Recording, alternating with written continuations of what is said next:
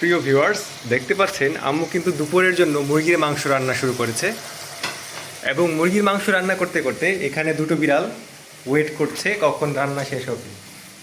দেখতে পাচ্ছেন এখানে একটা, আর এই যে এইখানে একটা। এইখানে আম্মু আদা পেঁয়াজ রসুন এগুলো দিয়ে আলুগুলোকে ঠিকমতো কষিয়ে নিয়েছে। এরপর আম্মু এখানে দেখতে পাচ্ছেন ফ্রিজে রেখে দিয়েছিল মুরগির মাংসটা মেরিনেট হওয়ার জন্য, ঠিকমতো মশলাগুলো মাখিয়ে। তো এইগুলোকে আম্মু ছেড়ে দিবে ঠিকমতো কষানো হওয়ার পর। আর এই যে দেখতে পাচ্ছেন এখানে আম্মু এই মশলাগুলো দিয়ে দিচ্ছে। এইখানে দিচ্ছে আম্মু মরিচের গুঁড়া, হলুদের গুঁড়া, তারপর এইখানে হচ্ছে কিছুটা জিরার গুঁড়া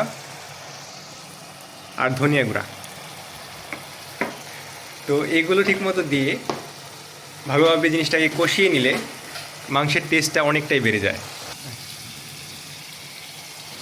এই যে এবার কষানো কমপ্লিট, আম্মু কিন্তু এবার ডিপে ম্যারিনেট করে রাখা মুরগি মাংসটা দিয়ে দিল। এবার কিছুক্ষণ নাড়াচাড়া করলেই কিন্তু আপনার এই তরকারিটা রেডি হয়ে যাবে। আর এই যে বাইরে দেখতে পাচ্ছেন, বাইরে কিন্তু এখন মেঘ গড়গড় করা শুরু করেছে। মেঘের গর্জন শোনা যাচ্ছে, কেননা কিছুক্ষণের মধ্যে বৃষ্টি চলে আসবে। এবং আমরাও বাইরে থেকে সমস্ত কাপড় চোপড় নিয়ে আসলাম। কিছুক্ষণের মধ্যে যেহেতু বৃষ্টি শুরু হবে, সমস্ত কিছু ভিজে যাবে।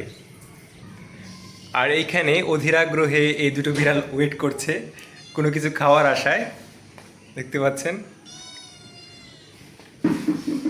তো এইখানে আম্মু এটাকে ঢেকে রেখেছে, আর পাশে কিন্তু ভাত বসিয়ে দিয়েছে।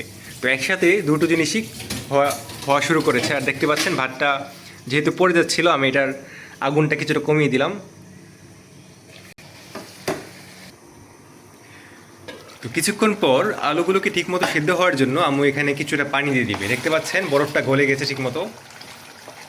তো আলুগুলোকে সিদ্ধ হওয়ার জন্য এখানে আম্মু এবার কিছুটা পানি দিয়ে দিচ্ছে। তো এবার পানি দেওয়ার পর এটাকে আবার ঢেকে দিবে আম্মু। আর এদিকে ভাতগুলো কিন্তু সেদ্ধ হয়ে এসেছে। তো ভিউয়ার্স, আমাদের মুরগি মাংস এখন প্রপারলি রান্না করা কমপ্লিট। দেখতে পাচ্ছেন কত সুন্দর লাগছে এবং খুব দারুণ একটা স্মেল আসছে। তো কমপ্লিট হওয়ার পর লাস্টে কিছুটা ভাজা জিরা ছড়িয়ে দিবেন। দেখতে পাচ্ছেন এই যে এখানে এই ভাজা জিরাটা আম্মু মুরগি মাংসের উপর দেয়। এটার কারণে এটার ফ্লেভারটা আরও অনেকটাই রিচ হয়। তো ভিউয়ার্স, আজকে এই ছিল আমাদের মুরগির মাংস রান্না এবং দুপুরের আয়োজন।